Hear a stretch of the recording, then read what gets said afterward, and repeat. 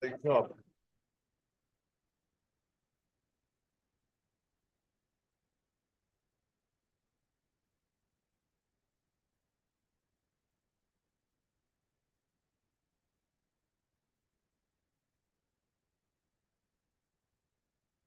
Oh.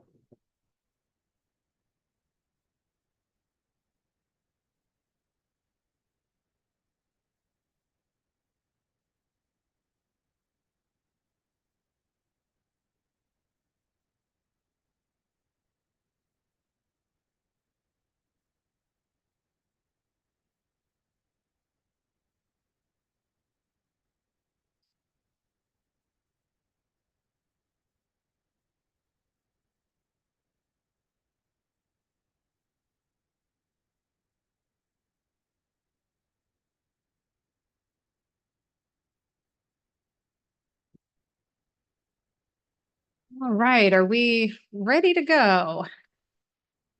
All right. Good evening. The City Council has returned from closed session, which is not complete, so I am recessing closed session. We did finish one of the items. I will ask our city attorney if there's any reportable action from that first item. Thank you, Madam Mayor. The item that was completed was the public employee performance evaluation for the city manager. There was no reportable action out of that item. Thank you. All right, so we will recess the remainder of closed session and we will go back into closed session once we are complete with our open session. So now we will open the open session. And welcome to all of you. If you are, those of you here in person, welcome. If you're listening to us in all the various ways that you can, we're so glad that you're here with us this evening. Oops, sorry there. I would ask for a Pledge of Allegiance by Mayor Pro Tem Funk. Please rise as you're able and join me in the pledge. Allegiance to the flag of the United States of America and to the republic for which it stands, one nation under God, indivisible, with liberty and justice for all. Thank you. Roll call, please. Councilmember Borbo, Here. Councilmember Daris, Here. Councilmember Newsom, Here. Mayor Pro Tem Funk, Here. Mayor Moreno, Here. all present. Thank you. Well, on to our first item, which is Employee Recognition Awards. We always love this part of our meeting.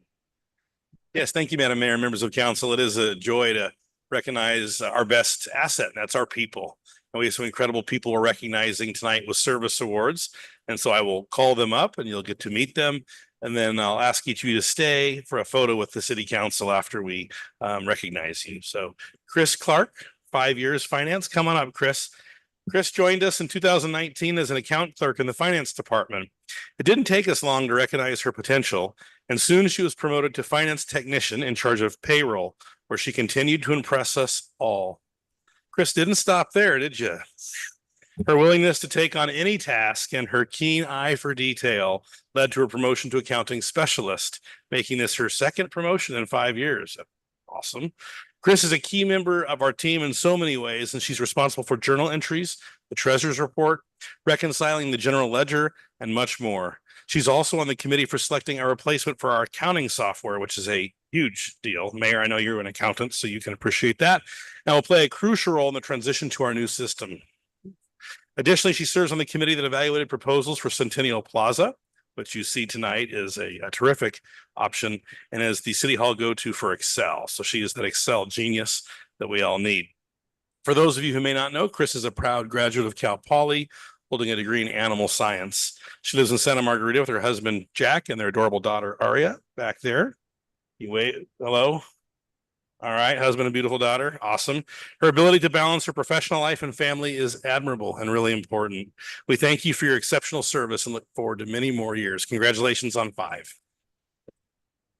You'll stay there, all right? Rob Hammer, Police Department, 5 years. Officer Hammer, come on up here. Rob grew up here in North County and joined the San Luis Obispo Sheriff's Explorer program while he was still in high school. He graduated from the Allen Hancock Police Academy and was recruited by the Hobbs Police Department in New Mexico. About 5 years after that, he and his wife Lauren decided it was time to move home, and we're glad you did. Rob is a respected member of the department, and in addition to his regular duties, is a field training officer and a taser instructor. Rob has been instrumental in setting up our department's peer support team, which is so important. This is mental health focus is so important, especially for our first responders. In addition to providing support and wellness resources, Rob's involved in setting up and facilitating critical incident debriefing sessions where first responders discuss and process high stress calls for service. Rob is currently on our department's community action team, which we're all very proud of, and has regionally gotten well-known and significant based on your success. So congratulations. Partnering with a psych tech from the County Behavioral Health Department. This co-response model allows our department to provide timely mental health resources to those experiencing mental health crises. The community action is also partnered with our team and provides these resources to our unhoused population. In his spare time, Rob loves to spend time with his wife, Lauren, son, Rowan, and daughter, Lila. We are glad, Rob, that you're part of our family. Is your family? All right, awesome. And we're so glad, Rob, that you're part of our family and are proud of you. Congratulations on 5 years.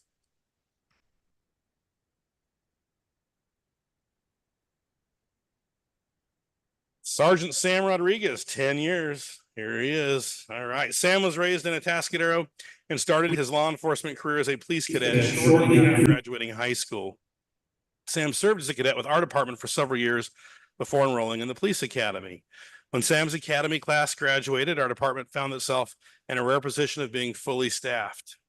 So he had to go to Morro Bay, but they were happy to hire him there. And we're glad you started and spent 4 years there because we were thrilled to get you back in 2014, where you returned home and hit the ground running as a patrol officer, quickly taking on additional responsibilities and special assignments, such as field training officer and department range master. With his prior SWAT experience, Sam seamlessly integrated into our SWAT operations, becoming a valuable member and a great operator on the Sheriff's Special Enforcement Detail. In 2018, Sam was promoted to corporal and served as a general crimes detective and on the special enforcement team. Sam has always had an interest and knack for narcotics enforcement and was presented with the Chief of Police Commendation for a complex narcotics investigation, which culminated in the service of 3 multi-agency search warrants. As a result, the department was able to eliminate 3 drug houses within our community. It's outstanding. Sam is also one of the few officers in department history to achieve the Drug Recognition Expert certification. Last week, Sam and the patrol shifty heads received the Chief of Police Commendation for their actions in pulling a suicidal subject off an overpass. In his off time, Sam enjoys CrossFit and spending time with his wife, Holly, daughters, Ava, Mila, and son, Ronan. Are they here? Bedtime. Got it. School starts tomorrow. Always with parents, you got to get the kids to bed. Sam, we're so excited to have you as a sergeant, and we know you'll do amazing things as you've entered police management. Congratulations on 10 years.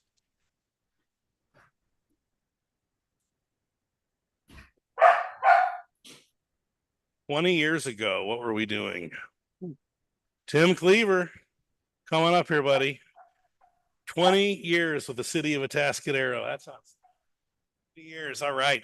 You started your career with us in 2004 as a wastewater operator in training. I actually remember that. Tim worked his way up through the ranks, being promoted to wastewater operator 1 in 2005, wastewater operator 2 in 2008, and to his current position as wastewater operations manager and chief plant operator in 2022. Look at that fish, man. That's awesome. He is certified in both wastewater collections and treatment and manages a team of operators that oversees 66 miles of gravity and force main sewer, 12 lift stations, and 1.4 million gallons a day. You know, I just got to say, we've had some transitions off and on in our wastewater team the last year and a half, and we've been pretty thin a few times. And Tim, you just keep this thing running at great sacrifice to you and your family. And I'm very grateful. I want the council to hear that you have made sure we've never failed there. I'm very grateful. Wastewater treatment is heavily regulated given the significant potential risks to public health and the environment. So having a knowledgeable manager like Tim at the helm is critical. Tim is also a member of the project team planning the design and construction for our new wastewater treatment plant. It will be one of the largest and most important capital projects our city's ever undertaken. Tim is on the city's safety committee, and if you didn't know, is quite a barbecuer. Prior to working for the city, Tim worked as a welder and a ranch hand on the cattle ranches of California's Central Valley and Salmon, Idaho. Tim has been married to his wife, Shannon, for 22 years, and they have 3 children, Mallory, Preston, and Landon. Mallory was accomplished at livestock showing in 4-H and FFA. Preston competes nationally in trap shooting competitions, and Landon shows bird dogs. Outside of work, Tim enjoys spending time with and supporting his family in their amazing pursuits, hunting and fishing, refereeing soccer. Ooh, that's something. And road bike riding. And I understand you have a really cool new bike. Very nice. And gun dog competitions, National Shoot to Retrieve. Tim, honestly, thank you for 20 years. You have served us incredibly well. Congratulations.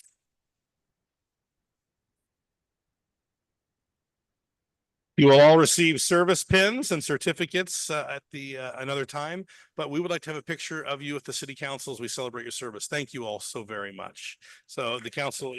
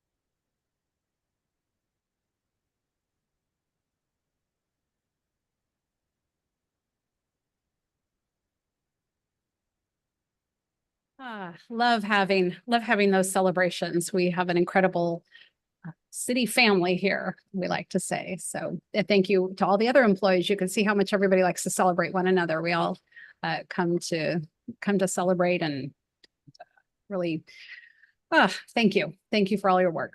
Okay, let's move on to our consent calendar. Consent calendar contains items that are considered to be routine and non-controversial by city staff and can be approved in one motion unless there's a council member wishing to pull an item. I will start by opening up to public comment for the consent calendar items. Is there any comment from the public on consent calendar? See none, I will go ahead and close public comment, and I will come back and ask council members if there's anyone that has a question or wishes to pull an item. I'm not wanting to pull, but I would like to have a kind of a brief overview on A6. Is there any questions, any pulling items? No? Okay. So just A6 on our water recycling funding program planning grant, wondering if Director DeBar could just give us a brief high level overview. We're not, going into detail here, but a high level, Nick, overview. This isn't pavement management, so I think we're safe. Should we ask Abby to get the timer going? That's all good. Just a little update. So staff did submit their time schedule compliance plan to the water board. We're actually meeting with them this week on Thursday to start those negotiations. So these are important negotiations that we'll work with them on, when, with the schedule and everything else on a time schedule order. That's what it's called. Once they issue that.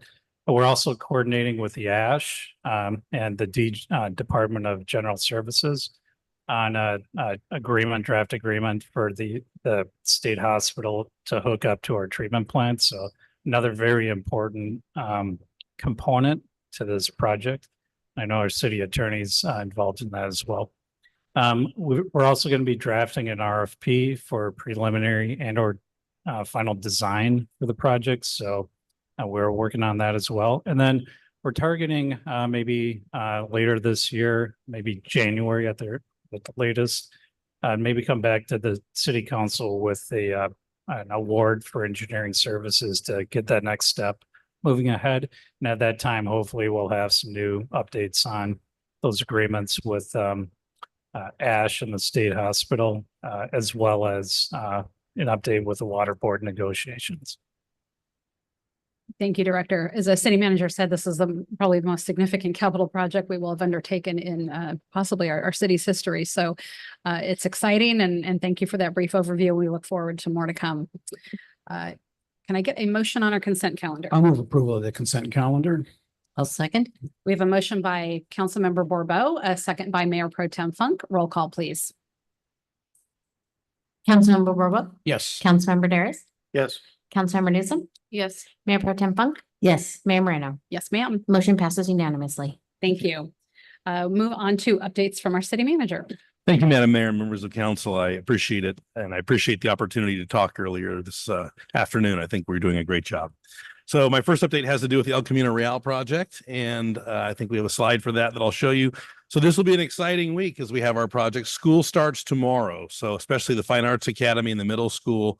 And we wanted to be ahead of that start. So we've cooperatively worked with the school district offices with Superintendent Butler and Assistant Sup Rossi and the transportation coordinator to really try and figure out how people will get to school. We prefer they not be on El Camino tomorrow or stacking off of East Mall. So this map above was sent out to all parents by text and by email last week. We encourage people to plan a route, look through it. And so that tomorrow, we really are hoping parents will come in off of West Mall from Capistrano or off of Almeida, getting on to West Mall to drop off your student or Lewis Avenue. And really, we've red curb some areas around the school to keep traffic circulating so East Mall doesn't back up. So we've really tried to take some preventative steps. And I'm hopeful this will work out fine. We appreciate working with the school district on this issue. So we will also have uniformed officers out tomorrow, trying to advise and guide people, trying to make it the best we can as we get back to school. So that's the map I wanted to show. And for Hot El Camino night, the cruise is the same. People have been asking what's going on with the cruise, as it has been from El Camino Real, from Kerbrel to Traffic Way. The cruise will make its usual turn, heading northbound on ECR to Entrada and wrap around to Traffic Way and back onto ECR. However, we will start to merge much earlier. So we'll make sure people are one lane as they come into downtown from the intersection of 41 and El Camino. And I think Mr. DeBar thought this might actually work better. So we'll see. I'm hopeful as a path for the future. The designated pedestrian crossings downtown are at Colony Cinemas, Huckleberries, and East Mall and Traffic Way. So we're definitely trying to create some designated points that will have signed and available. So there's not people running all over the cruise. And we're hoping that will also help with traffic flow. Some more information regarding this work, atascadero.org/ECR project. But I would share with the council, we're also hopeful to get the lanes separated again by next week. So that would be really helpful. So we're not both in the one lane. Entrada, the bulb outs are done and poured. So if you want to kind of see the future streetscape, that's a pretty neat thing to see as well. So I want to mention next slide, our PD police department had promotions and awards. Thank you, council members, for being there. Really neat. We gathered family members, colleagues, council members, and friends to honor the ceremonial oaths of office for our city's newest officers and are those who were recently promoted. And we recognized accomplishments, which I mentioned a few of those tonight, of our dedicated police department. So it was really, really tremendous. I want to next thank our fire and emergency services. Man, our fire department, you all are just doing a great job. And I'm really grateful. I know the council and community is grateful for the many fires you've been called out to this season already. Over the weekend, we responded to a motorhome fire at 905 El Camino Real at their Staples. You can see the picture there. Upon arrival, the motorhome was fully engulfed in flames, and it was had spotted forward to an area about 30 by 100 feet in brush and trees. Additional resources were requested from other local agencies to bring the fire under control. Prior to all resources arriving at the scene, we continued to see the fire spot a quarter mile into the riverbed and behind several structures. So this is one of those real scary ones.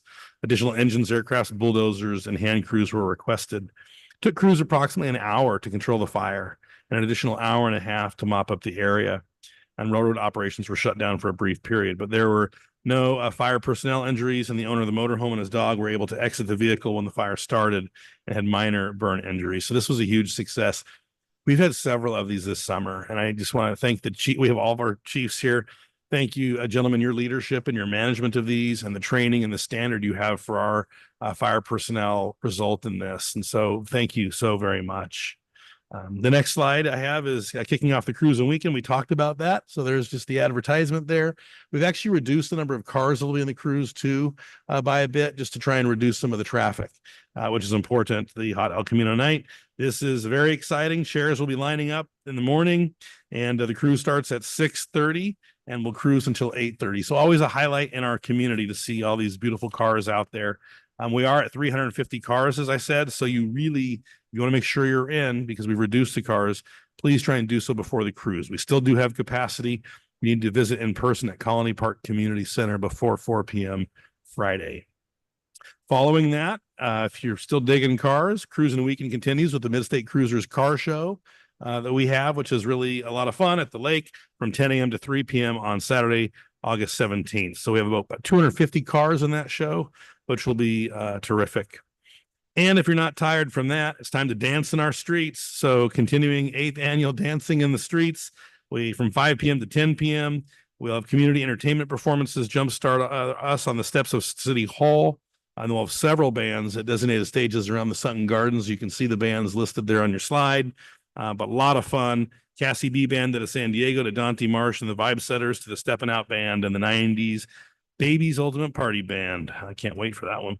There'll be a variety of food trucks, beer, wine, all kinds of things. So the party is in downtown Atascadero this weekend. And here are a few more events. If you didn't get enough, we just love events. Miss Spanish and her team are awesome. We have the Central Coast Cider Festival, August 24th from 4 to 8 in the Sutton Gardens. Tickets are on sale now.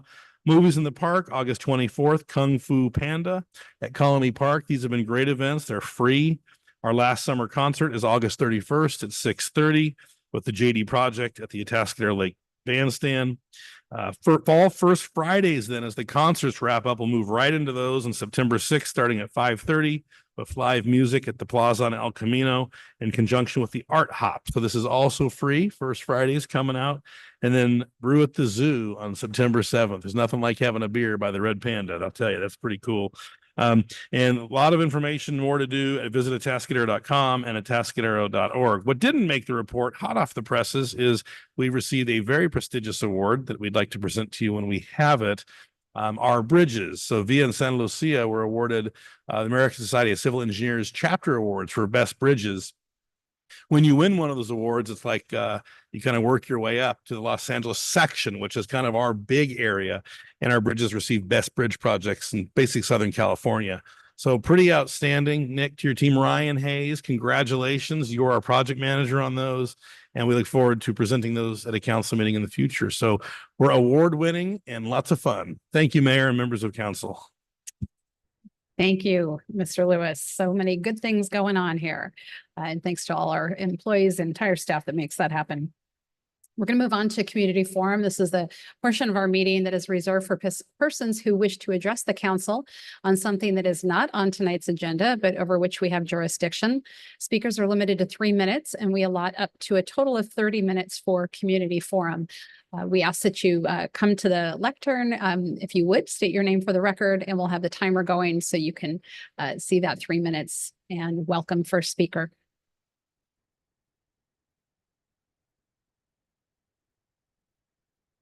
Try this. Good evening, Council, Madam Mayor, and staff. Jeff Oslin, resident, and of course, a business owner here.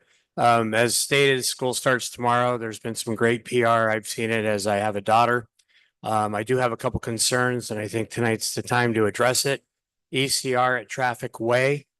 I'm hoping we'll have maybe somebody there to help traffic flow if we're on backed up with a red light and not a flashing light. The other thing is I came to council tonight. There's 5 stanchions that are down on ECR. Those are the tall ones. I'm hoping that those can be replaced before the morning, and the cones that are knocked down. I think we have a lot of residents that have not been in this area since school's been out, and I think it will help traffic flow and safety. Secondly, I'm sure our Atascadero City Dispatch is getting sick of me calling in, but I would like to give them kudos. I've called them on a fire. I called them on a medical emergency recently. I've also called them on a police matter and also traffic matter. I will tell you that their demeanor is phenomenal. Their response is great. And it really makes a big difference when they act appropriate, which they have been. And I want to give the dispatchers a lot of kudos. With that being said, same with fire. I've had 2 interactions with our fire department in under a month. One was a fire and one was a medical emergency. Their compassion, their empathy, and their response is amazing. Our fire department definitely needs a lot of kudos for that. I know we give them for putting out fires, but the way they respond, the way they handle stuff, and the way they conduct themselves is amazing. And that's also with our police. With that being said, I'm thrilled that we have our funding with our 1% sales tax, because you can see that we're not understaffed and we respond appropriately and quickly to the emergencies that we may not have been able to do. And that also goes for our road tax. We have 2 taxes that have been going to our city of Atascadero. Local taxes that we get to manage and use appropriately, and I believe we've been doing that. So with the new extension, if you will, of our road tax, I'm hoping that we can pass that in November and continue it. We do use our funds properly. I've been on the oversight committee for several years now. And let me tell you, I think we've only had a discretion of less than $300 over the years, because I do read all of the numbers. And it's amazing in that regard. One last thing I'd like to also bring up, please. 10 seconds. Yeah, and this is under fire. CNN has a documentary series on weather, and it does address the campfire. And for our city and our fire and our know your zone, one of the things that I took away from that was that they had 10 football fields going up per second in that fire. So Thank you, Mr. Oslin. Any other members of the public? Welcome. Thank you. I'm going to stay with the same theme of school starting tomorrow. My name's John Sanders. My wife and I live at 6790 Santa Ynez Avenue. We're right below the high school between Atascadero Avenue and San Andres. We've lived there for 38 years. For the past 5 years or so, I've sent emails in requesting some patrols for the speeding kids on our street. It seems like in the last 5 years, it's gotten worse and worse and worse. I was fortunate enough to be at a Rotary meeting 3 or 4 months ago to hear Chief Suttles talk about his time here, and I was very fortunate to do that. He indicated at that time that there wasn't a dedicated traffic unit. I don't know if that's changed or not, but so basically what I'm trying to do is appeal to the police department and the city council. And I know I don't expect this to happen tomorrow, but we need additional patrols on that street. The kids, the parents, the school. Bring the teachers. mic a little closer. Yeah. Yeah, thank you. So this, the kids are terrible. The speed limit on that road is 25 miles an hour. And I can tell you that there are kids that go by there daily at least twice that speed. It's like it's a challenge to see how fast they can get going between those 2 stop signs. The 2 stop signs, by the way, are just kind of a suggestion anymore. They don't really, no one stops there anymore. So anyway, there are some very specific times that I think the patrol needs to happen. And I'm not asking for this every day. I'm asking for it once or twice a month. Put somebody out there, but it needs to be between 7:30 a.m. and 8 a.m. It needs to be between 11:45 a.m. and 12:30 p.m. And it needs to be between 3:15 and 4 p.m. That's when the traffic is there. A lot of the people on my street are old like me, and while I still think I can drive fine, I know my reflexes are not as good as they used to be. when I pull out of my street and I look and see a car coming, I expect it to be going 25 miles an hour, not 55. So they're on you before you know it. So anyway, that's my plea for tonight, is to get some extra patrols. On another topic, I would like to thank Chief Studdles and Officer Hammer. They came to our neighborhood and addressed an illegal encampment today. And I just want to thank you very much. Thank you, Mr. Sanders. Welcome, next speaker. Good evening. I'm another one of those old guys that live on San Ynez. Last year at Could you the end of share the your name school for the year. record? Would you Yeah, my mind? name Wade Cohen. And I live at 6835 San Ynez.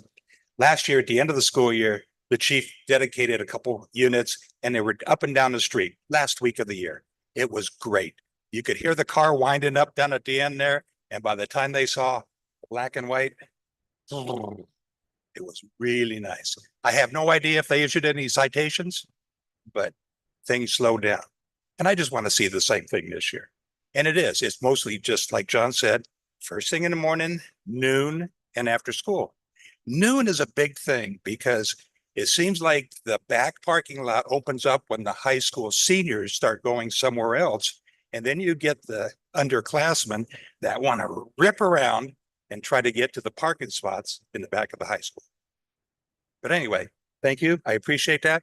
And it's just a concern for the kids. I have not, like John, emailed anybody. I'm just out there shaking my hand, hollering at these guys when they just fly by.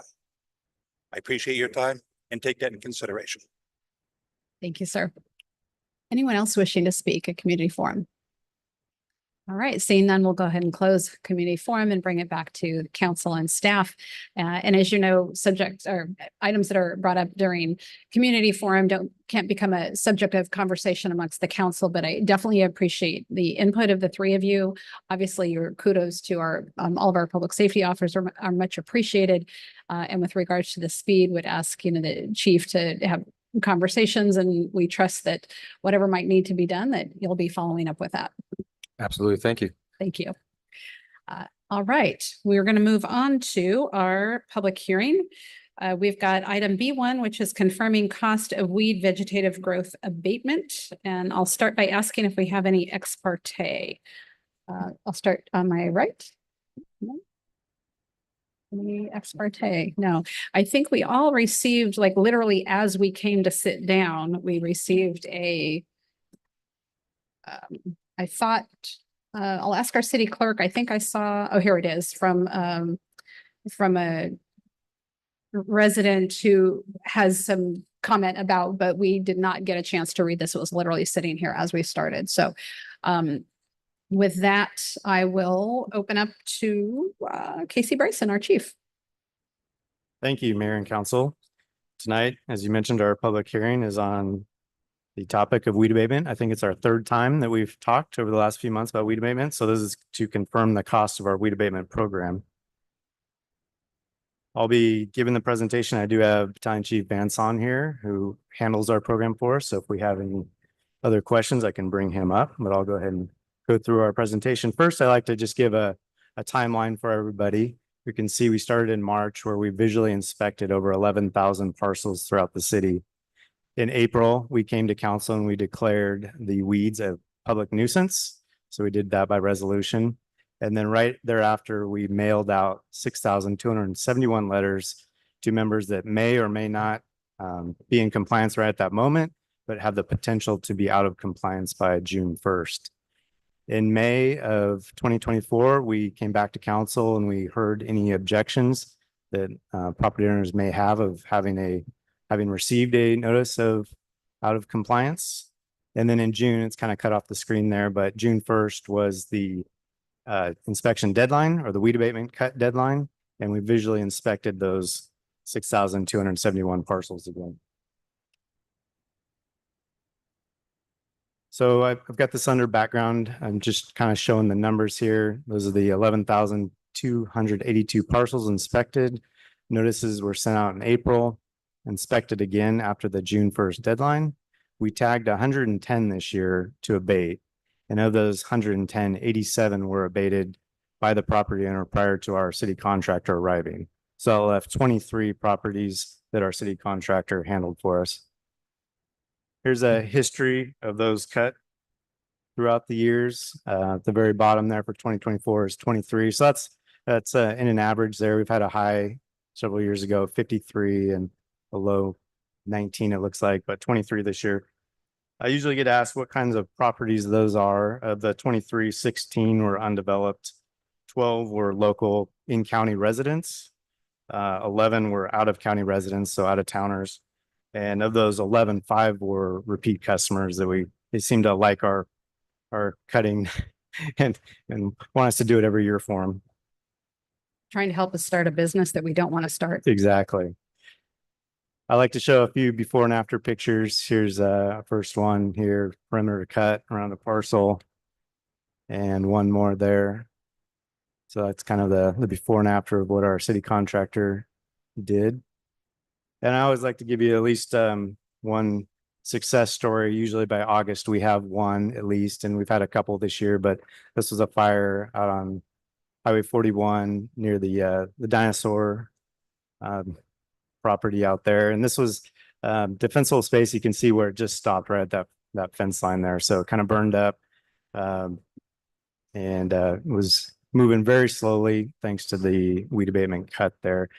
This was kind of unique. I think I showed you last year one from Santa Lucia, and it took us a long time to get out there, and the fire held in the abated weeds. This one, we were actually coming from a structure fire, so we were a little bit on delay. By the time we got there, we were all leaving picking up our hose from a structure fire, responding to this, and the weed abatement held the fire in check. So it's a good success story to show. And then finally, our recommendation tonight is council adopt the draft resolution confirming the cost of vegetative growth and or refuse abatement. And with that, I'll be happy to answer any questions. Thank you, Chief. I briefly perused the public comment that we received, and it was from someone who said they, didn't receive the notice and they've abated in the past and, would have done it and is unhappy with the cost of it. And I understand that. Know that the city is not making money on this. We still overall on weed abatement, this is a cost to the city, and it is a worthwhile cost because we need to protect our city. And as you saw with the city manager's report, when we abate our weeds, when we take care of our property and fuel management, we're able to put out fires when they do happen quickly. I would ask our city attorney, possibly, this individual is asking for a break on the amount, and this is legally not possible, but perhaps you might be able to explain that. Yeah, so there's a set process that the city has followed and is required to follow to attach it to the property tax rules. There are opportunities along the way for people to come in and protest and follow that. But once the determination is made, it does go to the tax rolls as a result of that. And the city doesn't really have the ability to pick and choose among various individuals as to the amounts that it's going to be. It's a set amount that's established through that entire process. Thank you. And Chief, I'll ask, in the time that I've been here, this is my 12th time doing this now. June 1st, I believe, has always been the date. Is that correct? That's correct. Okay. And so for all of us, thousands of property owners, it's good to just remember that date, June 1st, and plan for that. It will be, unless something changes, it will be the same date every single year. All right. Any questions we have from council? Yeah, I did have a question. Chief, on, we sent out 6,700 some letters. And as the mayor noted, it's always been June 1st. And then we say that we tagged after June 1st, they're re-inspected, and we tagged 110 properties. And are they also sent a notice at some point, or we just physically posting the property that this property is subject to weed abatement by the city? It's physically posting a tag on their parcel, and also attempting, if we can, to make contact with them to explain what we're looking at.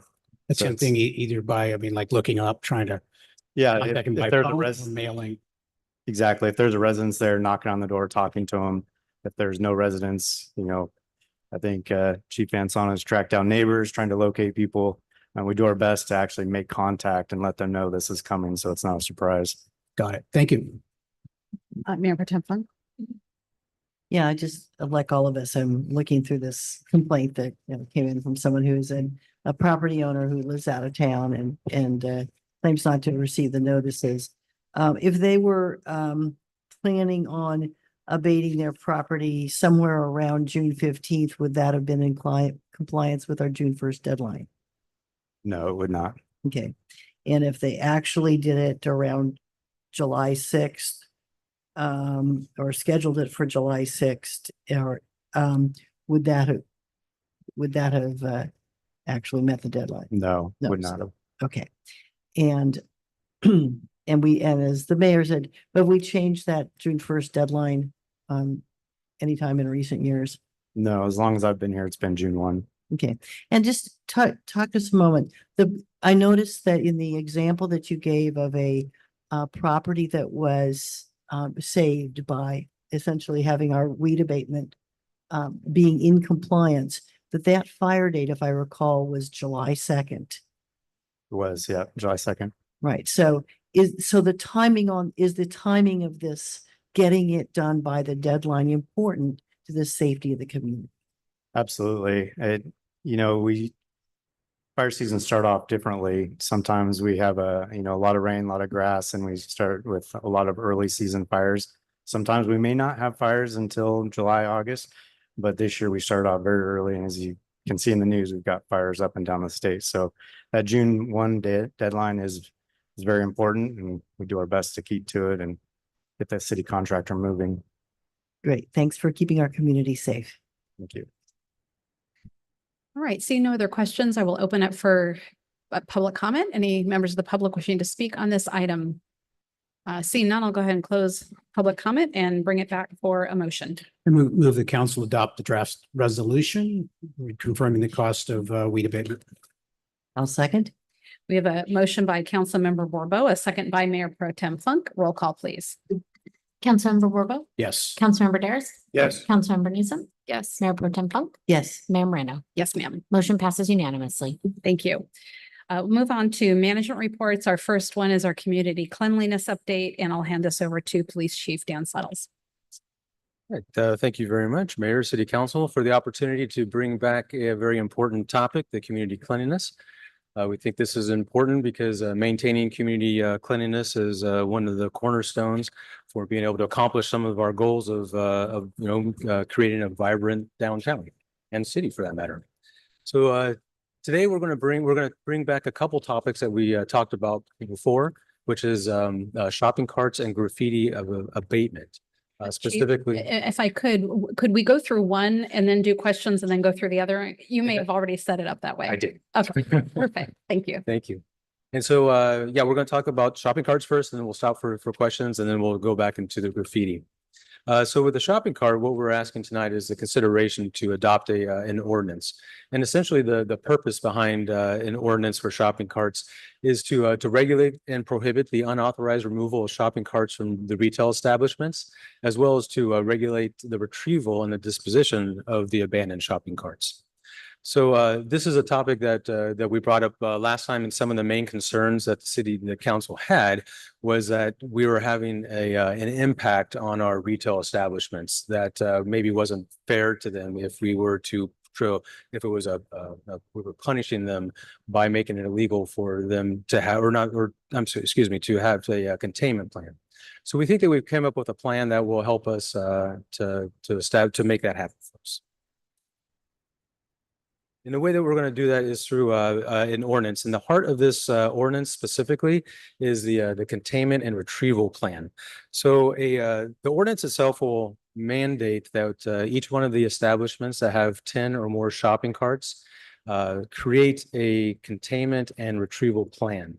And this plan is something that they will actually create in collaboration with us. In other words, we're going to tailor make these plans for the establishment so that they can abide by them. One of the concerns that we had was that a lot of the containment plans that we talked about, such as a braking system for the carts, was overly pricey, and it would actually be too much for the establishments to be able to do. So we think that by having a containment plan that allows for other types of options, such as a plan to train their employees to contain the carts, and also a retrieval plan to go out and maintain their areas and bring their carts back. And those retrieval and containment plans are something they'll have to make in conjunction with us and that we'll approve. If I can have the next slide. And in the containment plan, well, it also mentions that there's a mandate to put an identification placard on each one of the individual carts. And this is also under the Business and Profession Code 22435.1.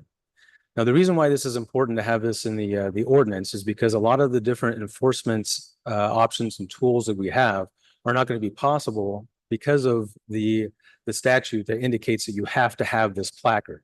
So in this ordinance, one of the main things that we're suggesting that we put in there is a mandate that each one of these establishments have this identification placard. Next slide, please. And one of the things that this placard allows us to do is, again, opens up the options that we have for impounding these carts. And I know that that's another topic that we brought up in the council is, you know, we have all these carts that we see. We know that they're not supposed to be on the streets. We know that the individuals on the streets are not supposed to have them. Isn't there something that we can do to impound them? Well, if we have all of our carts with this identification placard, it gives us a lot more tools that we could utilize, specifically under that Business and Professions Code. So this will give us the option to impound carts. And as it points out here, we can do it following a 3-day notice. In other words, if somebody were to have if we were to notice a cart that's off premise, and if we have the identification placard, we know who it belongs to, we can give notice to the retail establishment that the cart is out there and they have 3 days to come and take that cart. If they fail to, then we now can impound that cart. It also gives us the option of impounding the cart without the 3-day notification. So in other words, if we see a cart, we can impound it immediately and then notify the retail establishment. And then they have 3 days to come and pick up the cart from our courtyard. So that kind of handles one of the biggest issues that we had is isn't there something we could do right now? And then, of course, we're always able to do immediate impoundment when it comes to environmental safety issues or just regular safety issues, such as carts in the middle of the street or carts that block driveways. Environmental safety issues might be a cart that's in our actual creek bed, you know, and we need to get that removed. So we're not prohibited from doing so. Next slide. And then also under the ordinance, also using the guidance of 22435.7 of the Business and Professions Code, we were able to administer an administrative fine of $50 per occurrence with over 3 occurrences within a 6-month period. And with that, I think that's the last slide. Nope. No, there should have been, I'm sorry, there was we'll pause there for questions. So with regards to the recovery of fines and costs, could you elaborate on that just? So it's an administrative fee.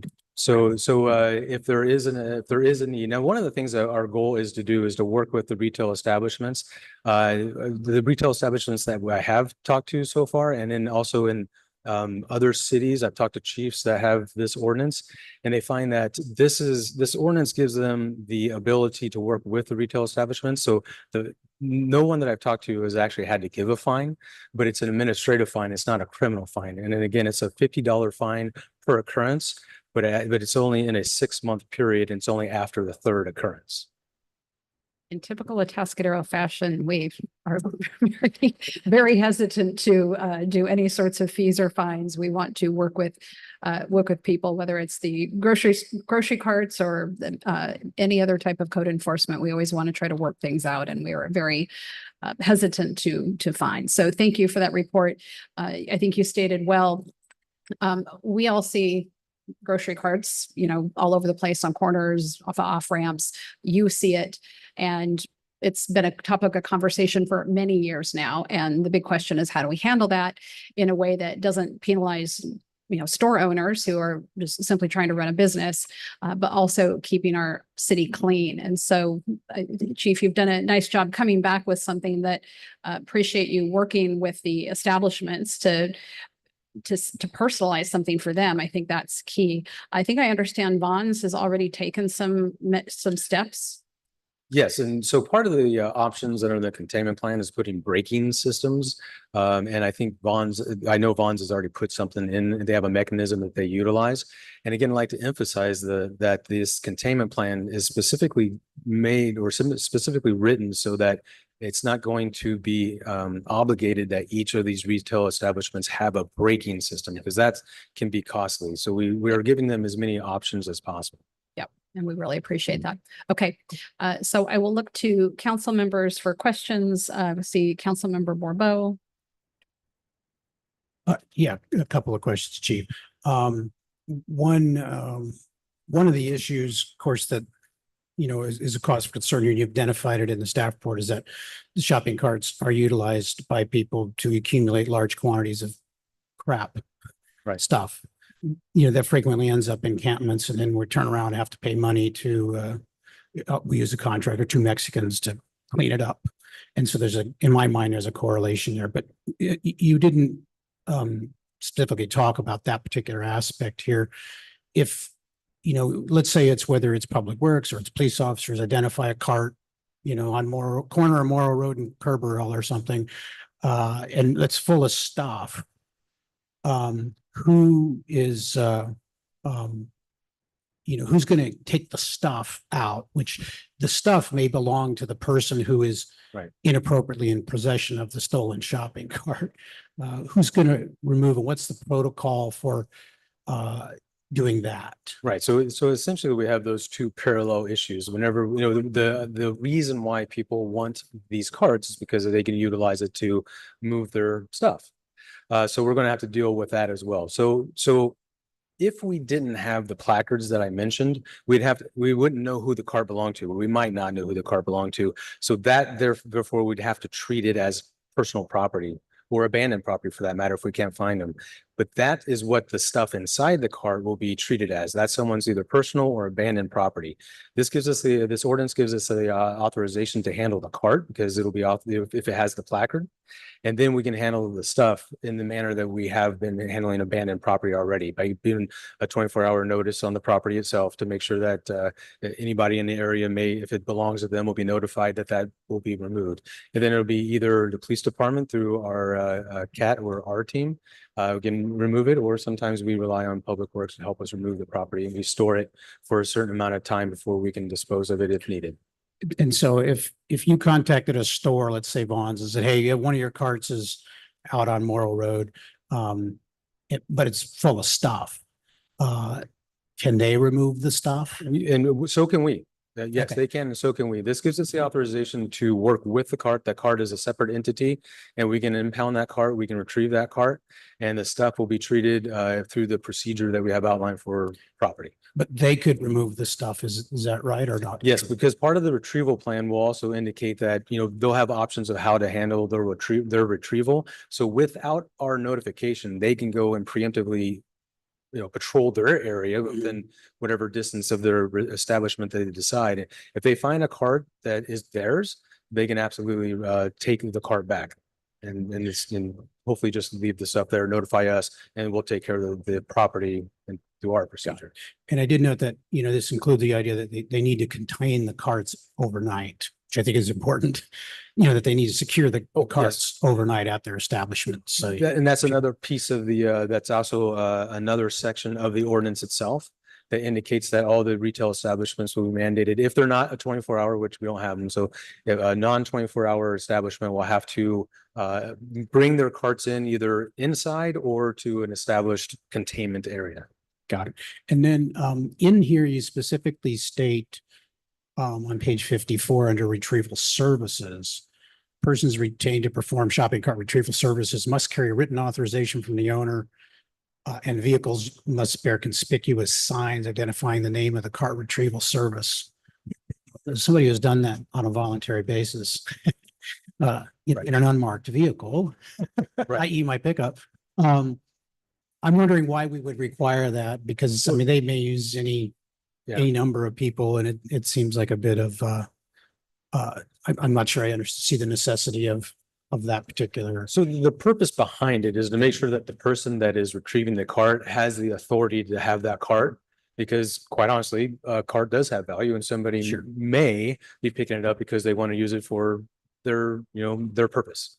Right. And then therefore they would be possessing that cart illegally as well. Right. So we ask for that because we want to be able to identify that. Now, there's also, spirit of the law, letter of the law.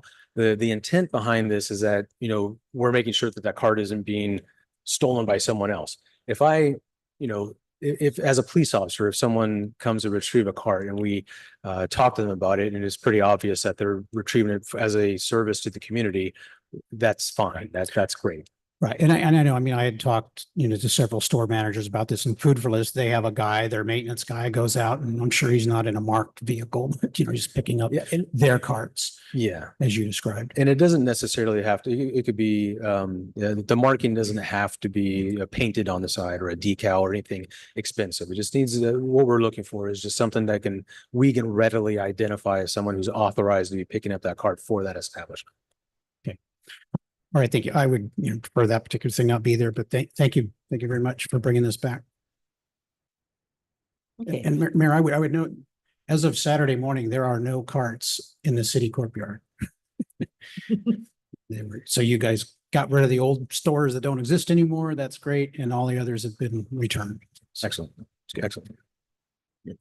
And I thank Councilmember Burbeau for his voluntary work and in doing a fair chunk of that. I've seen him show up at my place with several carts in the back of the pickup going back home to stores. But we should have a process that does not rely on the on that kind of individual effort. Most of my questions have been answered by Councilmember Burbeau, but a couple of things. First of all, just to understand the scope of the businesses, I mean, we all think about Food for Less and Vons, the big retails. But what's the smallest store that meets the requirement for having a plan under this ordinance and being responsible for their carts? So I think the two smallest that we really have is the Goodwill and the 99-cent store. However, we also mentioned, we sent notification to Staples as well. And Staples is a larger entity, but doesn't have a lot of carts. So that's one that I would have to verify if they even have 10 or more carts. So for size of business, Goodwill and the 99-cent store, but size of, cart quantity, probably Staples. Okay. And if Staples doesn't have at least 10 carts, then they wouldn't apply to that. Absolutely. Yeah. So Like we're specifically saying that it has to be establishments with 10 or more carts. Okay. And then I assume that we're counting the number of carts that they have in active service at any one time, as opposed to, a couple in the back of inventory or things that are being cleaned up or repaired or whatever. Right. And actually part of the containment and retrieval plan is that they indicate how many carts they have, and they can definitely specify how many carts they will have in service at a certain time.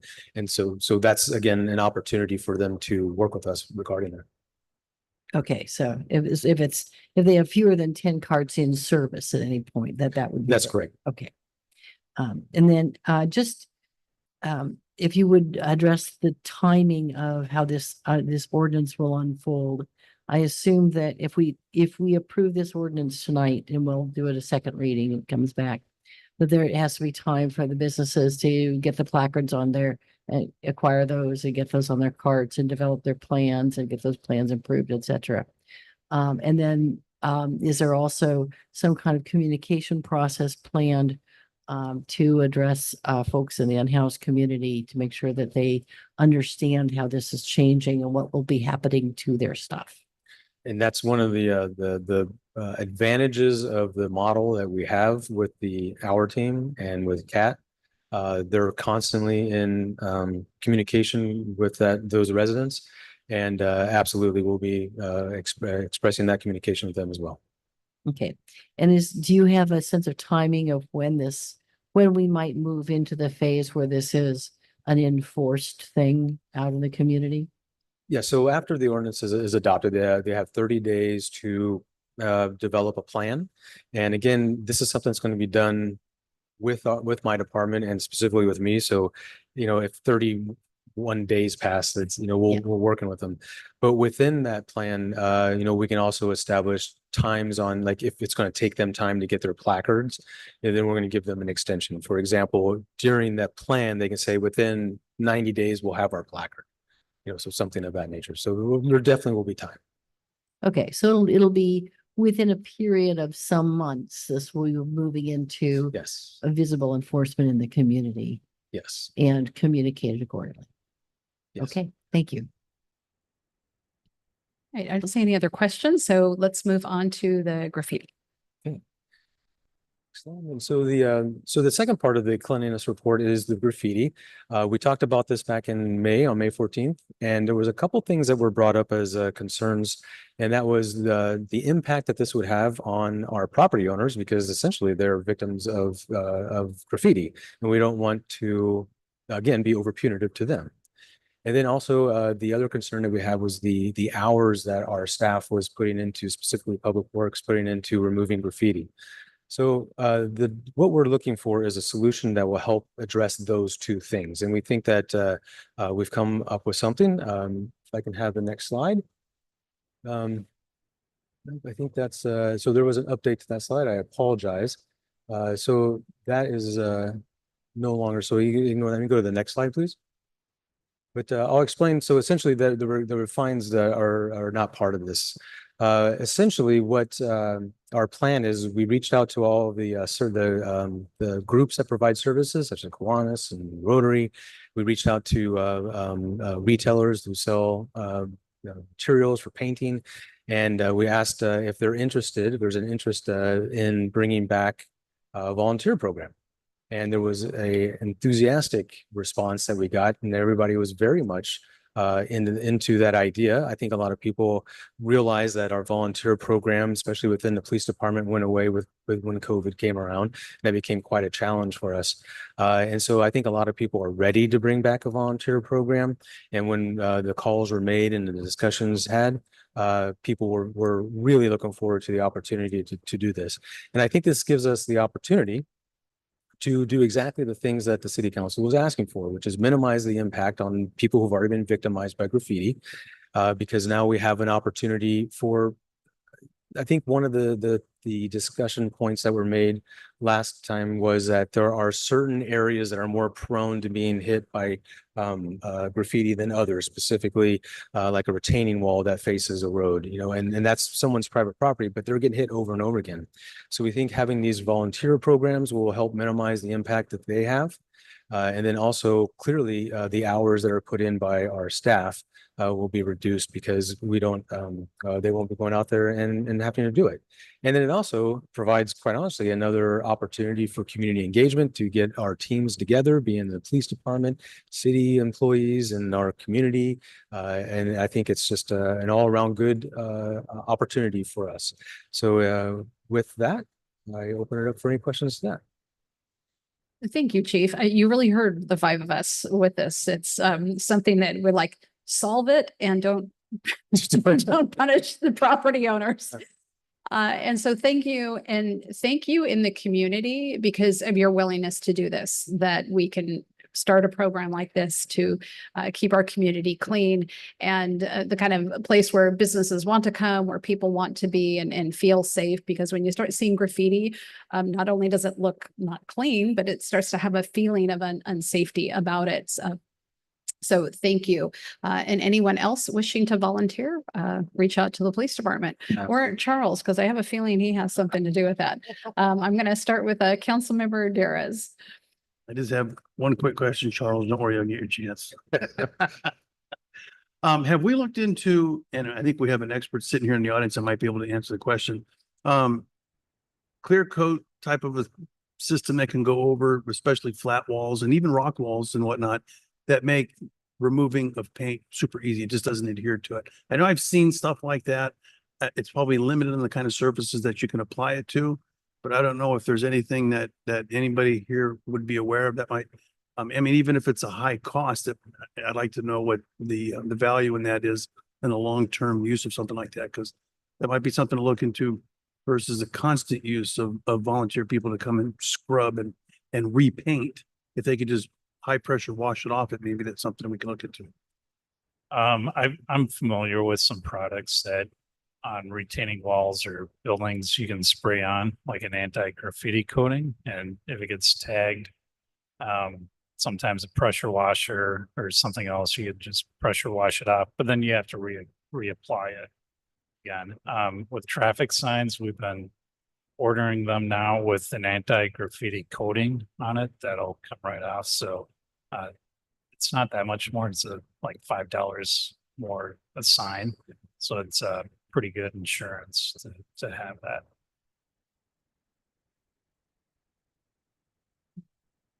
Yeah, that is good because if you're not careful, remover will just take the color right off a stop sign. Yes, exactly. So those kind of coatings are good. Although they are expensive and people will tend to they'll find surfaces where their paint sticks. After we had this last discussion, I proposed that we use some form of volunteerism, and I was looking at the youth affiliated groups, the Interact Club, which is affiliated with Rotary, the Key Club affiliated with Kiwanis, and perhaps the Boy Scouts. But also I spoke with, and I don't know if you did, with the Chamber of Commerce about whether if they put a voluntary $10 assessment on every business's dues for the purpose of graffiti abatement could be used as a source of funding for these youth-related groups to kind of encourage them to perform a community service and earn a little money at the same time. I don't know if you spoke with the chamber about that. I did not. Okay, because I think that's a mechanism in which to, encourage these youth groups to be involved and earn a little money while doing good. So anyway, I'm encouraged about using, a volunteer effort. Certainly give it a try. I think it very much could work and would be, it appears that I may have more free time this fall than I thought I might. And I, would be happy to participate in that as well. Thank you. Thank you, Chief. Do we also, in the course of this, ever have people who have been caught and prosecuted for doing graffiti that is part of their process or as a diversion to criminal charges? Have engagement in supervised voluntary graffiti abatement to clean up what they're doing, Yes, as a matter of fact, in our current ordinance, we do have a provision that allows us to ask the courts if they are caught and they are convicted, that part of their punishment, I guess, is to come back and do part of the abatement. So it's in there. Okay, and that would continue. That will continue, absolutely. Okay, good. It's a good consequence. Absolutely. Yeah. And then will we be able to organize with enough volunteers that graffiti can be addressed on private property pretty promptly? So that, because if it sits there for a couple of months or 6 months while we're waiting for the next team to be available, it might acquire a lot more tagging. Yes, based off of the conversations that I've had with these volunteer groups and talking to other people who were here when we had the volunteer groups before, my understanding is that yes, they're actually quite responsive. And for that exact reason, actually, not only because it's unsightly, but because the longer you let it sit, the harder it can be to remove. Yeah. Okay. Great. And the teams will be able to address challenges on both public and private property. Yes. Okay. Thank you. All right, no other questions. So what I'm going to do is open it up to the public. If there's any member of the public wishing to speak on this item. Good evening, Council. Jeff Oslin once again. Just like Charles, my truck is unmarked, and when I see certain cards of business owners that I do know, I pick them up and deliver them back to their appropriate store. I did one the other day. for the grocery store on the north side of town. So I have a little concern about spirit of the law and letter of the law. We've addressed this at council before. Everybody here is definitely in the spirit of the law, but when things change, spirit of the law becomes letter of the law. So I'm concerned there, chief, no offense. And then the other one would be if we take the home improvement store on the north end of town, is that including those flat carts and things of that nature being locked up and labeled? Because I think we're thinking more like grocery stores or 99-cent store type grocery carts. So I think that's a question that comes into play. The other one would be, I think we could modify the 10 cart rule that if the cart is allowed to leave your premise, because we do have a couple stores that carts cannot go outside of their store. They actually have bars on them, so they can't go out of their store. So this should apply to any cart that goes into a parking lot, I think. And then lastly, we do have a store closing in town. They're not going to care if their carts are out because they're going to be gone. So how do we address that? Or how do we also address carts from other cities? I say that Chief Suttles wasn't here when the city north of us did a big clean out of the riverbed and we had their population move into ours. So I just question how we handle carts from out of the area that we have no control over. Thank you. Thank you. Any other speakers on this item? Seeing none, we'll go ahead and close public comment, bring it back to council and staff. With regards to the all types of carts, like even the flatbeds, would that be under that ordinance? So our ordinance specifically mirrors 22-435 of the Business and Professions Code, which defines carts, and they are the traditional style of carts, including like laundromat carts, things of that nature. My recollection, I do not believe that it defines it and does the flat carts. So the way we have it now, mirroring 22-435, it would not include those. Is that anything we need to be concerned about? I don't tend to see those myself, but That was my thought as well. As I don't tend to see those because they don't have the same they don't serve the same purpose and reason why people are taking a them. lot more unwieldy to try to kind of and not only do I not tend to see them, I've never seen one outside of a location. Let's see. Do we have so because I have been to retail establishments, I didn't know we had any here where you can't actually take the car into the parking lot. Would that simply be their plan then? Absolutely. As a matter of fact, part of the containment plan is going to be very liberal. If they want to say that they want to do that, that's a fabulous idea. Okay. If we did come across carts from other cities, we would simply go with what we currently do, and that's what? Yeah, exactly. So if two things. One, if it has a placard, we're gonna treat it as a cart with a placard, and again mirror the 22-435, which means that we're going to notify, even if it's a shop outside of our jurisdiction, we're going to notify them, and then we're going to impound the cart, and they have 3 days to come and get it. If they don't come and get it within 30 days, we'll have the right to dispose of it. Perfect. And then, the mention of the closing store, I think we've all thought about that. Is there, do you know if the store has a plan? What will we do if they don't and we just end up with dozens or hundreds of carts around? And so I believe that the ordinance covers this nicely because it gives us, again, the ability to impound immediately. And if they don't recover them within 30 days, we have the right to dispose of them. So if a store closes down and now we have an influx of carts from that area, we're going to again handle them like any other cart. Okay. And then the last question, Mr. Oslin brought up, as well as Councilmember Borbo, and it's something that I would like to address, the idea of having a car that is marked. Is there another way to say that rather than having a vehicle that is clearly marked? Could it be that, somehow there's proof that the individual picking it up owns that cart or is taking it to the owner? Is there a different kind of language so that we don't end up with a letter of the law down the line that's being used in a way that was never intended. I would have to explore that because the intent behind it is so that the officer who is making contact with the individual can satisfy his question as to whether or not that person should be in possession of it. So that would be something that I could research and try to figure out, but it gets away from the intent that I had the purpose of in regards to identifying the purpose behind what the individual is doing. But yes. Can I comment on that? Yes. Because I think marking the vehicles, it is easy enough to do with just a magnet. That's, yes, So exactly. and that doesn't cost much. They can come off. So they can transfer from one vehicle to another. So then the vehicle can be easily identified. But I think that's a simple and easy way to know that the person that has carts in the back of their pickup truck.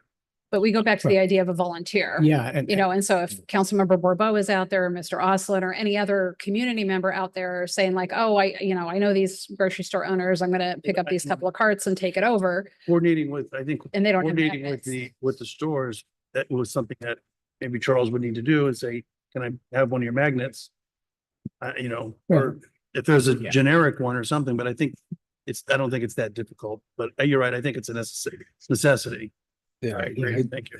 it tends to, it would be difficult for my officers to know what the purpose behind somebody, if it wasn't somebody that we didn't know. Because we're familiar with the individuals in this room who volunteer on a regular basis. But I would also not want to paint myself into a corner in which now we have somebody that knows that we have a loophole in our system. They can come here and take carts if that was what they wanted. They could come and they could just say, hey, I'm here just to volunteer. And then we don't have a verification process. So I think that if we even were to have a compromise in which we at least had the written authorization, that would be at least something that could be handed to an officer. I think that the reason why you might want something on the vehicle is because then you don't even have the need for the officer to make contact. They see that the authorization or the magnet or whatever it is on a car, so they would know right away. So is this a problem that we've encountered where people are driving around with shopping carts that shouldn't have them? It has not, it is not an issue. It's, I think it's more of what if this would happen. right. Okay.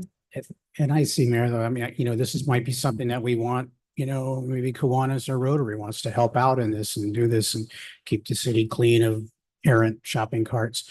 And you don't know who's going to be doing it that day. And I just think it's impractical to expect that from, what would be essentially people just trying to do a good deed.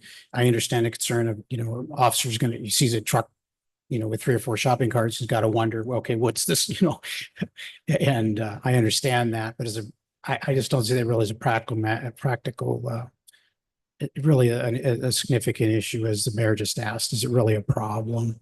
I think it's a sort of a provision in search of a problem. And we'd certainly prefer that it not be in there, because we do want to encourage people to do good things. What And if- they can explain their way out of, explain what they're doing. Could we say something like marked car or, authorized approval to Mayor, may I be in suggest, possession of such? I think I hear where the council's coming from, and I think we're just trying to help the community be clean. So Right. perhaps we can strike D, which actually has this provision. And if there's a rash of cart crime that the chief reports to me, I can bring it back to you to make a Perfect. modification to the ordinance. Or we can do it as part of a code cleanup on an annual basis. And chief, I'm sure you can tell me if there's a rampant on carts, but I appreciate your diligence here from a law enforcement perspective. But I think the council's pointed out a pragmatic perspective as well. So I think this ordinance has a lot of tools in it, so I'd like it to move Yes. forward. So if we can strike D, if that's a favor to the council, chief, I think we can still work with that. Thank you, Okay. Mayor. And we're, Mark, or Councilmember Dares, are you okay with that? Yeah, I'm fine with that. Thank you. Okay. Everybody? Yeah, Okay. that seems fine. That, it's, the magnets don't stick to every car because they don't all have enough metal in them, in the doors. I've discovered this. And there are other practical challenges there. I presume it would be an option for an officer encountering Mr. Burbo or Mr. Oslin or some other community volunteer with for the pickup truck full of shopping carts from Bonds or whoever, or for grocery outlet to simply great, thank you for telling me that. Let me follow you to the store. Well, Would that absolutely. be an option so that that way the officer could confirm that in fact this is somebody that at least in this instance, the person is returning them to the obvious owner of the carts? Absolutely. We encourage mature decisions like that from our officers. We give them the ability to make those decisions. So if they feel that the best way to handle the solution is to follow them to the store to verify, it's a great solution. I would definitely be behind that. Okay. All right, I think we have probably beaten this to death. Actually, I wanted to encourage the chief to do, in regards to a particular store closing at the north end of town, that somebody make contact with them to make sure they, aren't just going to leave all their carts around. Because when the 99-cent store closed, that was kind of a concern. Right. And there did end up being a dozen or so of their carts ended up in the city courtyard. But I think it would be worth having a conversation with them. Just say, hey, before you guys run off, close the doors. We want to make sure you don't leave all your carts out. That's right. And if you could tack on a motion to that. Yes, and with that, I would move approval of the ordinance presented by the chief with the deletion of the particular paragraph D, I believe, or item D, as mentioned by the city manager. I'll second. We have a motion by Councilmember Borbeau, a second by Councilmember Daras, and I'll ask our city clerk, was that a sufficient motion? Clear? I just want to make sure we're talking about 57070 D from the, okay, perfect. Yes, we are. Correct. Then we are good. All right. Roll call, please. Councilmember Borbo, Yes. Councilmember Daris, Yes. Councilmember Newsom, Yes. Mayor Pro Tem Funk, Yes. Mayor Moreno. Yes, ma'am. Motion passes 5-0. Thank you. All right, we were on to our second management report. I'm going to ask, does anyone need a short break? Are we doing okay? Doing all right. All right, excellent. So this is our number 2 management report is Centennial Plaza proposals and selection. And I will turn this over to our Community Development Director, Mr. Phil Dunsmore, and our Deputy Director of Community and Economic Development, Lorelei Capel. Thank you, Mayor and Council. Good evening. I'm so happy to present this to you tonight. I know this project or this process has been taking some time, but good things do take time to develop, and we are making great strides with this effort. So I want to give you some updates where we are and also leave you with a recommendation tonight. So just for the public's benefit, I know the council knows a lot about this site, but I want to go over some basics and some background for others. Obviously, we're talking about the site across the street from City Hall that leads to the Centennial Plaza Bridge. And there's a series of vacant lots here that the city purchased some years ago through a tax sale. And they surround Centennial Plaza. So we have been in the process of trying to let these properties go, dispose of these properties, move them on for economic development. We really want something exciting to happen here, and we want to incentivize that for the future. Taking a look at the actual properties, there used to be a series of individual lots. They since have been merged out. There's now one larger lot, those what 15, 16, 17 there. That's on the, I'll call it the eastern side of the plaza. And there's a smaller lot on the other side, and then a additional lot that's privately owned by the O'Malley family. A little background on the process. This really began a few years back with the council action plan. In strategic planning, we did develop a strategy for these properties. And in fact, we came up with an action to develop land use options for the reuse of these city-owned properties. And those kind of fold hand in hand with things like explore public and private partnerships to achieve action plan goals. And that's what this is. We're trying to we facilitated getting this property through a public process. And now we're trying to facilitate private development and private ownership of this property. So far, we've completed 5 out of 6 of these steps. It's been pretty amazing. It's been a long effort. Began with really getting the direction on this property and having council proceed with having staff go ahead and remove the old structure that was on the property, merge out the lots, get this site ready to move forward. Then we came back and we developed special zoning for the property, and we'll call that a plan development. That plan development overlay zone was completed in April 2022. And I'll be talking a little bit more about that tonight because that's really critical as to how we review development on these properties. Then we had to go through this government process called the Surplus Land Act process. And that required us to offer these properties to developers of affordable housing. Turns out they were too small to really attract interest of those developers. So we've completed that process. Then we had to go and develop an RFQ to invite applicants to be interested in purchasing these properties and pursuing a development. And that led us to the RFP process and led us to tonight, where we are really happy to present to you that proposal process and how that came out. In the end, we did receive proposals from 6 applicants. We invited 2 of those to proceed forward with the RFP process. We did convene a selection committee comprised of city staff from various departments. In the end, those 2 candidates that were selected to proceed with an RFP did submit wonderful design packages. We did take a second committee, pull that together to look at those packages to bring a recommendation for you tonight. But stepping back from that a little bit, how did we develop a strategy to review those? First of all, we wanted to review them consistent with the plan development that the city council helped create. And how was that plan development created? We wanted to look at what is the best fit in this location. So we looked at City Hall. We examined the height of City Hall. We examined the height of new buildings around downtown. And we looked at our general plan and our zoning to say, what's best in this area for the future? What can serve Atascadero? What do we want to see? Not what's there now, but what do we vision? So we looked at the height of City Hall and said, we don't want anything to ever really exceed that. City Hall is the dominant building downtown. And it's amazing, even up to the bottom of that railing, it's 45 feet high. It's a lot of height. Up to the top of that railing and up to some of those features above that 3rd floor, it's 54 feet. It's quite a lot of height. Our max height in the downtown right now is actually capped at 45 feet. La Plaza has some exceptions, so it goes up to 50 and 55 for some of the roof towers and features like that. So what we did is we took a look at this site and said, how would a building fit in here? And so before we developed the plan development, we did some massing studies and we threw on some masses to say, what would this look like with a larger building here? What would it look like if we bridged over the plaza? These visions helped us develop that plan development, that zoning overlay. We also looked at it from a site plan perspective.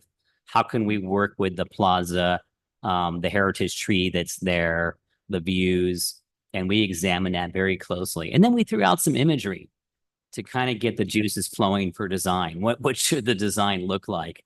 Should it have brick? Should it have glass? Should it have different features covering the plaza? And then, of course, we look at development that's been happening that's new in the last decade to reflect upon that as well. So all those things went into this plan development.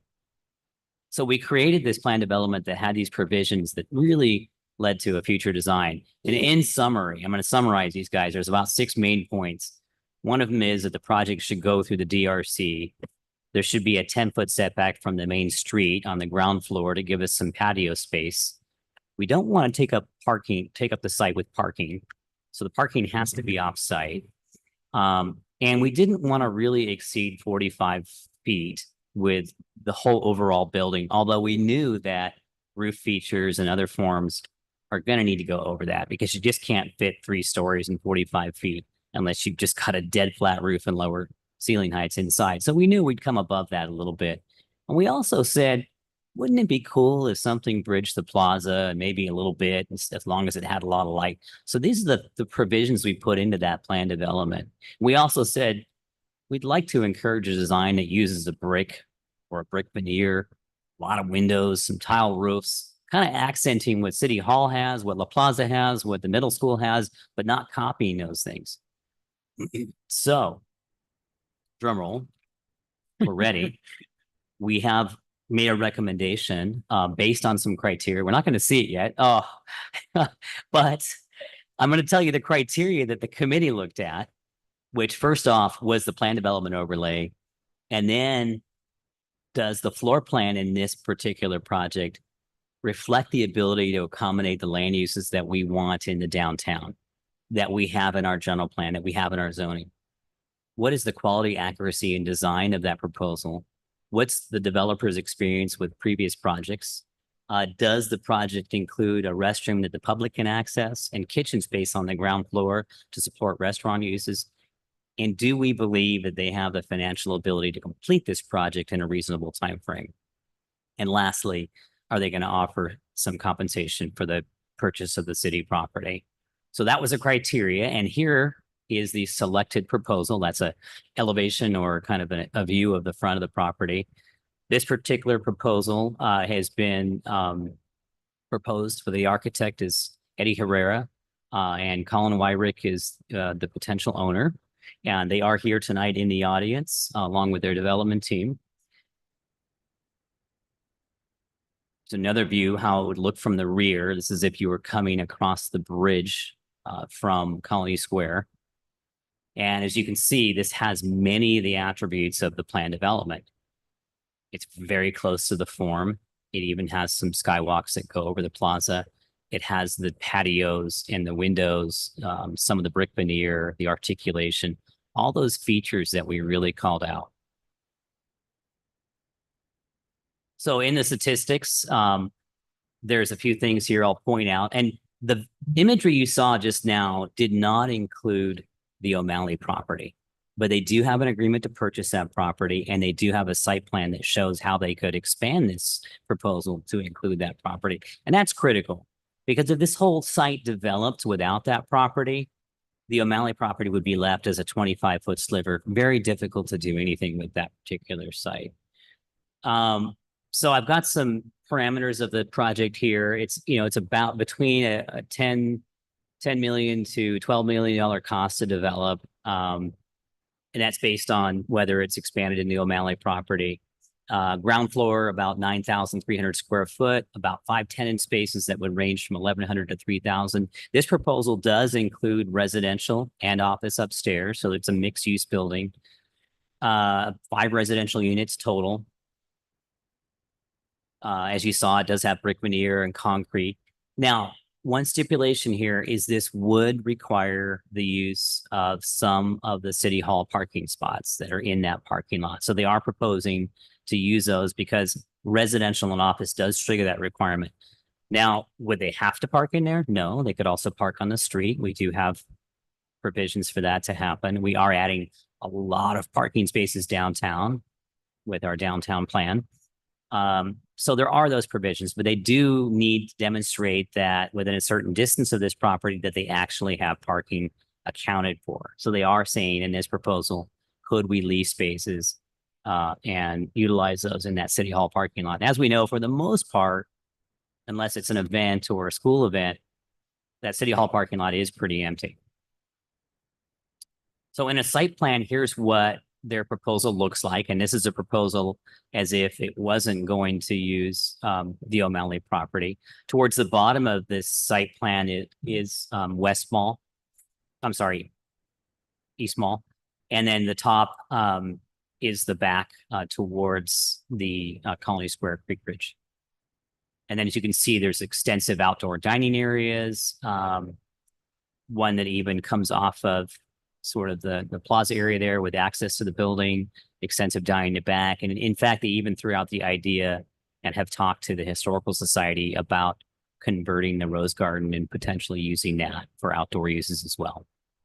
It's interesting to note that the properties aren't as deep as they might appear. There's a pretty big alley easement back there in the back of the property. And there's also just a big area where the property ends and it's city property. And so they're showing, what they're showing there is some encroachment on that property with some outdoor dining.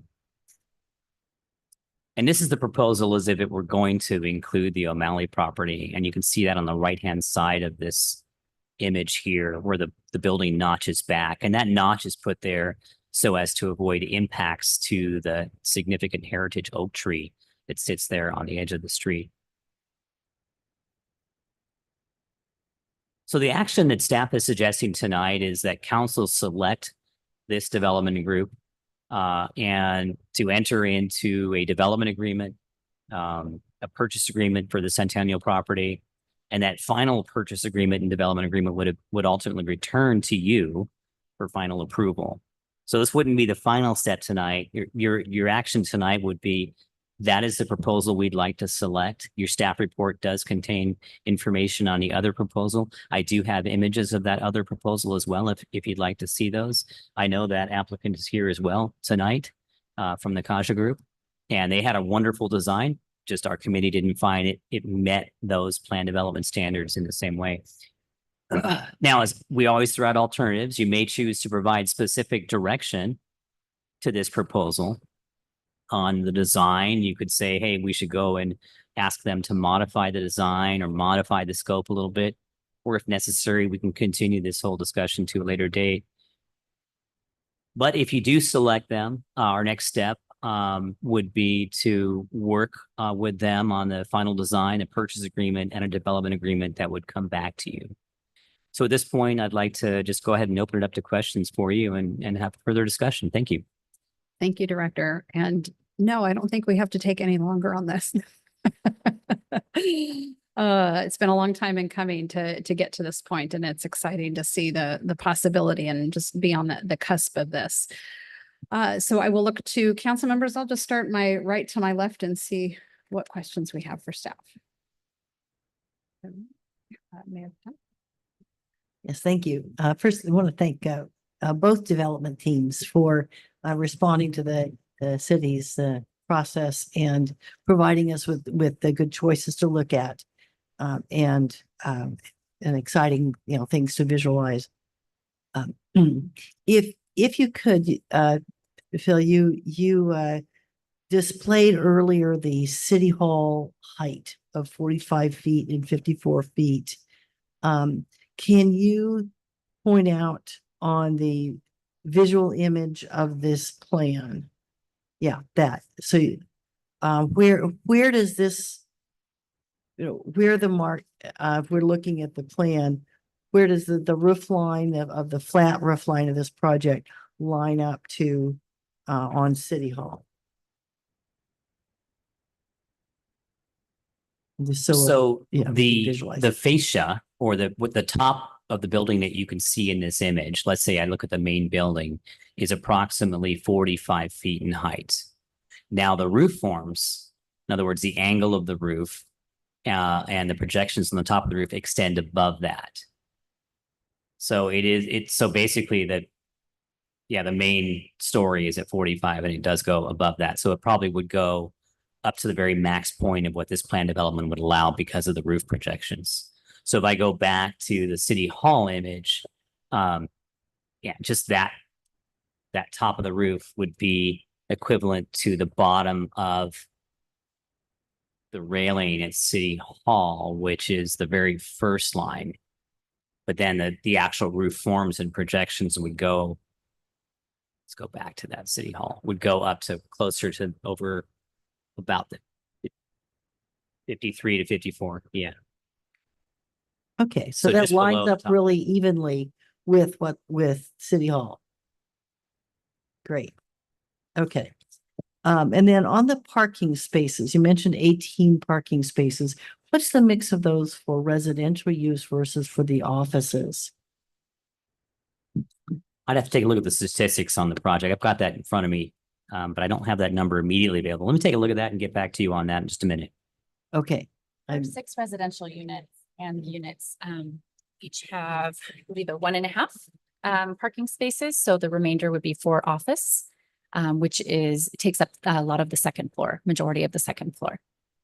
Right. Okay. So so I was catching part of that as you came in. So so the 6 residential units and the about, I think it's and the square footage of the office on the second floor take up the 18, add up to be the 18 spaces. Would you like a breakdown?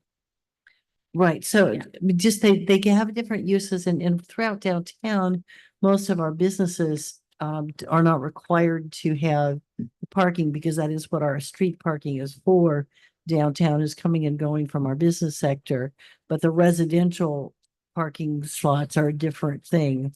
And we did require La Plaza to create parking for their residences and not just use the downtown spaces. Correct. Yeah. And the timing's also very different. So residential, you typically have overnight parking. Office, you typically have daytime parking that can blend in.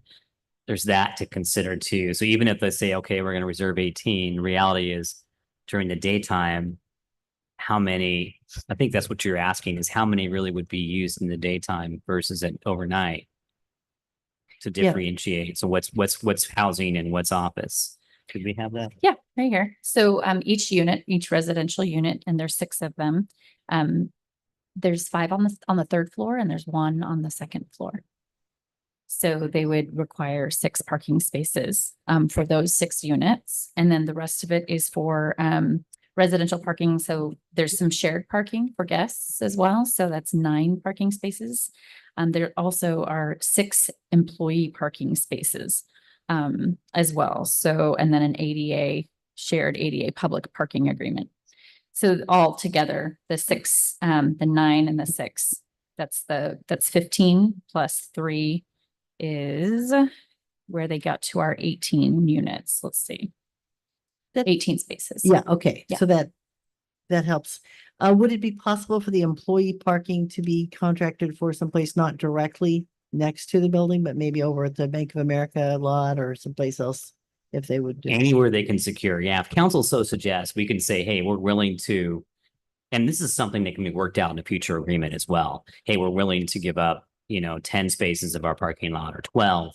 We can stipulate what those recommendations might be and finalize that in a future agreement and suggest that they either A, don't need to designate the other spaces, or B, need to designate them in another location that they can secure and demonstrate that they have an agreement to do that on another property. It would be nice if Bank of America gave up a few. They've got about 100 out there that aren't used. So Yeah. of course that property is in flux. So let's see what happens. Yeah, okay. It just, we're investing heavily to be able to create additional parking spaces in our downtown so that people can use the businesses and use that environment. And then I'm always wary about things that then privatize some of those assets. But I presume that we would have some kind of agreement about the cost of that. Yeah, we actually went back and forth with both teams and said, would you be willing to enter into an agreement for parking? Have you considered when we have community events, how your property and your project will function? And both teams kind of submit their responses as their considerations, and that'll come with the parking agreement, the development agreement. Okay, and last, I just want to note, this is not really a question, but I recall seeing on the plans that in response to the council's request, that it was important to us or we place high value in a proposal on having a publicly accessible restroom. It's often, people are visiting in the community or walking around downtown. It's really a challenge. And I saw that it looked like there was a door both to the restaurant and to the external, to the patio that would access a restaurant space to accommodate that. Yes, that is Inconsistent with correct. towns. Okay. Thank you. Councilmember Morvat. Yeah, on the slide, you showed the cost if they develop it with the O'Malley property or without. I was confused because it looked like it was cheaper to develop it with the O'Malley property. And It's not, it's more, it's okay, definitely it more. wouldn't It make was the sense. higher That would be the amount. higher amount. And essentially, as I understood, that particular lot would contain almost a duplicate of the what's in the picture has distillery labeled on it. And my question is that when you talk about the number of residences, is that based upon with the O'Malley property included or not? I would actually direct that question to the applicant. Okay, My we can wait till we. understanding is, yeah, that was a option B. And then also then going on that, if those number of units are higher because they build on the O'Malley property as well, is 18 spaces going to stay the same regardless of whether they do or don't? And there'll be some sort of an agreement if they lease those spaces from the city, but that, the terms of that will be yet to be determined then, I assume. Okay, all right. Thank you. I think it looks good. Councilmember Daras, any questions? Okay. Do we have, it sounds like we have at least one question from the applicant. Is there any other particular questions? No, so why don't I wait for public comment then, which is coming up in 2 seconds here. I do want to note that we had some very specific requirements for whoever was going to purchase and develop this property. So I hesitate to compare it to, say, La Plaza and what they were required to do with parking or any other builder, because we were in a unique situation in which, as a city, we own this and said, this is what we want. We don't want on-site parking. We want to maximize visitor serving uses. We want to maximize this property for the best for our downtown, for our community, and obviously for whoever's going to build, because it's not a lot of space. So we can't quite make that comparison, but I do understand where my colleague is coming from. With that, let's go ahead and open up to public comment, and I would invite anyone from our applicant team up who might like to say anything. And I think Councilmember Borbeau, you had a question about Just combining. what would be the, if you build on the O'Malley property, what would be the number of residential units, and would that Mr. Herrera, if you induce you to be asking feel for free. more parking? I'm not too concerned about it. I just wanted to know if that would change the numbers. It does appear on the plans there is one additional unit with the O'Malley property. So they Only do have one a additional second unit? version. So Okay. Yeah, hi, my name is Eddie Herrera, I'm DHD designer. So yeah, there is a change. So once we increase 25 extra feet, we end up gaining a couple extra units. On that assumption that we do take on that 25-foot extra strip, we have total of have 6 units. And if we did not, we have 4. So just increase. They sound like to some degree fairly large units, so I assume I wouldn't initially use the word luxury, but they'll be on the larger units will be on the more expensive end then, right? That's correct, yes. Thank you. Did you have a question? And are you on, while you're there, thank you. Is the intent to condoize the units, residential units, or keep them as rental spaces? Or do you know at this point?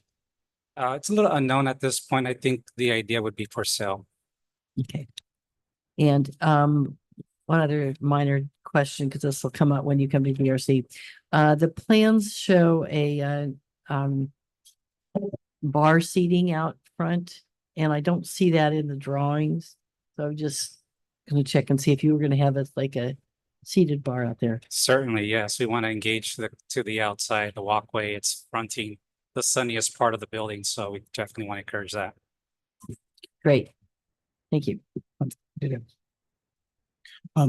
It somewhere in the staff report, it makes mention of you possibly considering having dining in what we call the Hattie Prater Rose Garden that belongs to the Historical Society. And have you had any contact with them, or is that just kind of an idea in the germination phase? Yeah, exactly. We're very excited about what we can do to kind of freshen that up. Making it make sense to the project, and I think it would on both hands. I think it would make sense to the community and to the project to be able to have a space that we can all utilize, eyes on the street, so to speak. So, and that was the idea. And so, assuming that this project moves forward and we get awarded the project, obviously that would be some of the next steps we want to do. But we definitely wanted just to conceptualize the idea of having community space in that area. Got it. Thank you. Thank you, Mr. Herrera. Is there anything else that you wanted to say? I just wanted to say thank you to everybody, staff, and all of you for just taking us into consideration. We really are honored about this, and this is a really great project for the community. Thank you. Thank you. Community public comment is open. Any other members of the public wishing to speak on this item? Any other members? All right, well, seeing none, we'll go ahead and close the public comment and bring this back. I want to again thank both applicants and both proposals, and it was just the one that was selected does better meet the criteria, the height, the number of stories, and just what it will lend to the downtown. So both were beautiful projects, but this one certainly does meet what we're trying to accomplish here in Atascadero, and really appreciate both of you and are grateful for this wonderful proposed project we have in front of us. So I think unless there's anything specific, you've kind of heard our questions, but there's really no specific direction, just kind of making this motion and approving what's in front of us. So Councilmember Borbo, did you? I'm sorry, I would move that we select the Herrera Wyrick team as the preferred candidate. And also direct city manager to work with them on the final design, purchase agreement, and development agreement. And return that to the city council. And I'm very excited to see this. It looks, I'll second. great. All right, motion by Councilmember Borbo, a second by Mayor Pro Tem Funk. Roll call, please. Councilmember Werbo, Yes. Councilmember Daris, Yes. Councilmember Newsom, Yes. Mayor Pro Tem Funk, Yes. Mayor Moreno. Yes, ma'am. Motion passes unanimously. Thank you. And I just want to say, I know this will be a legacy project, kind of like La Plaza is. It'll be a labor of love, and thank you for your investment in our community. All right, let's move on to, what do we have? Council announcements and committee reports. This is where on our own initiative, council members might kind of let the community and one another know what we've been up to lately, and also give you reports on any committees on which we serve on behalf of, our service on the council. So I'll go from my left to my right, start with Councilmember Daris. Thursday afternoon, I believe we have a DRC meeting. Is that correct? Yeah. And then Thursday evening, the capsule board will be meeting. And that will be my schedule for the remainder of the week. Thank you. Tomorrow, there's an Integrated Waste Management Authority Board meeting. We did not have one in July, and things are going well there, I believe. So I'll report back if anything significant happens. I've an ASOC Executive Committee meeting next Wednesday. And also wanted to mention briefly that as former chair of ASOC, I serve on the steering committee for the implementation of a new homeless management information system that went live on March 4th and connects now 10 different homeless agencies that have some piece of homeless services in integrating the work. And we had a day-long planning session with senior people from the county and the community on that moving forward. It's a key element of the countywide strategic plan on homelessness to be able to have the data to work together. And I just want to report that that's going very smoothly. We have achieved, full integration of historical data, and the agencies initially are up and running, and that the agencies consistently report that things that used to take them 3 days now can be done in minutes, and things that would take 3 weeks now can be done in days, and they're really pleased. I have nothing to report. My life's been quiet. Well, that's a welcome situation. In Atascadero, we hosted the League of California Cities, Channel Counties Division meeting back in July, and we got to host everyone from the surrounding counties, both Santa Barbara and Ventura County, at our zoo. They got to see the zoo, meet our new zoo director, Dr. Cynthia Stringfield, and I had the dinner over at the pavilion, and so it was nice to bring people to our area. Let's see, I have a July for a lot of things. We were off from the mayor's roundtable, but that will be this Friday. And we also were off from SLOCOG and Reach, which was very nice, but we will be meeting tomorrow for the San Luis Obispo Council of Governments. And kind of one of the big things on our docket is looking at VMT, which is vehicle miles traveled.